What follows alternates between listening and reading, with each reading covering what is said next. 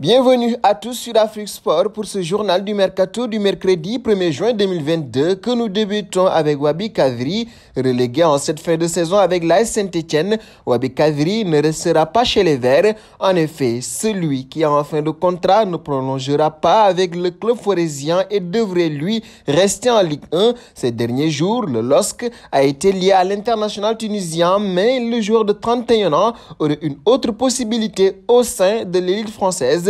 Si l'on en croit les dernières informations de France Bleu, il pourrait rejoindre Montpellier. Quelques écuries européennes seraient aussi sur le coup, mais la priorité de ce dernier serait de rester en France.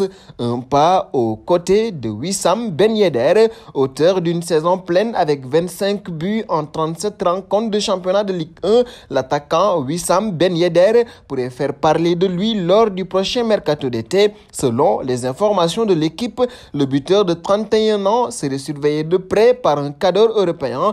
Il s'agit du FC Barcelone. L'entraîneur catalan Xavi apprécie beaucoup le profil du natif de Sarcelles. Des discussions pourraient rapidement être entamées avec l'entourage pour savoir si l'international tricolore serait intéressé par un retour en Liga. Du côté de l'AS Monaco, on ne compte pas lâcher son meilleur buteur à moins d'une offre de 30 millions d'euros. Un bon dans le dossier Raheem Sterling. Si le Real de Madrid a tenté durant plusieurs mois d'arracher les signatures de Kylian Mbappé, le club espagnol doit finalement revoir ses plans avec la prolongation de l'international tricolore au Paris Saint-Germain. Un joueur offensif est toujours espéré donc, et si on se fie aux dernières révélations du journal The Times, c'est l'attaquant de Manchester City, Raheem Sterling, qui serait désormais ciblé. Âgé de 27 ans, l'international britannique doit partager son temps de jeu en Angleterre avec ses nombreux coéquipiers au poste comme Grealish,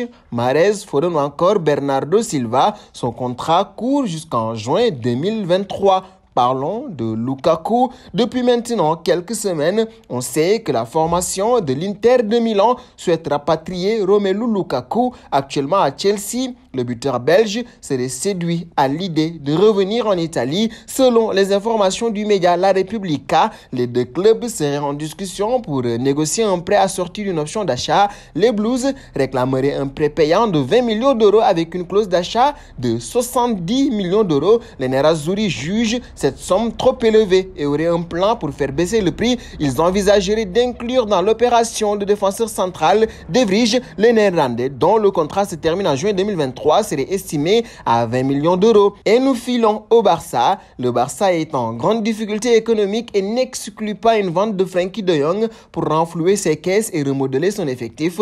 Désormais entraîné par Erik ten Hag, qui a dirigé Deng à l'Ajax, Manchester United est intéressé. Selon le Guardian et Sky Sport, Manchester United vient même d'entamer des discussions avec le Barça en vue d'un transfert de Frenkie de Jong que le club catalan valorise autour de 85 millions d'euros. Mais de Jong n'est pas chaud à l'idée de rejoindre Manchester United, qui ne disputera pas la prochaine Ligue des Champions. Autant dire que les Red Devils vont devoir batailler pour convaincre Frenkie de Jong. Et nous allons terminer avec Mohamed Salah et les Reds. Pourrait-on assister à la chute du Liverpool de Jürgen Klopp alors que le club vient d'essuyer une défaite en finale de Ligue des Champions, que Sadio Mané semble plus proche que jamais d'un départ au Bayern de Munich?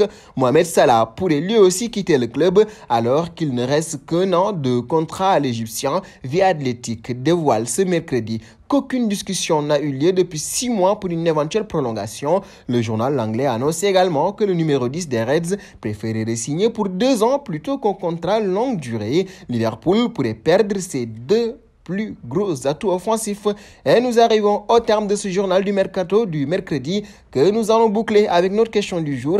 Si Mohamed Salah ne prolonge pas son contrat, quelle serait sa meilleure destination? Vos réponses seront attendues en commentaire. En attendant, n'hésitez pas à vous abonner sur Afrique Sport, c'est bien sûr pour ne rien manquer des informations autour du mercato.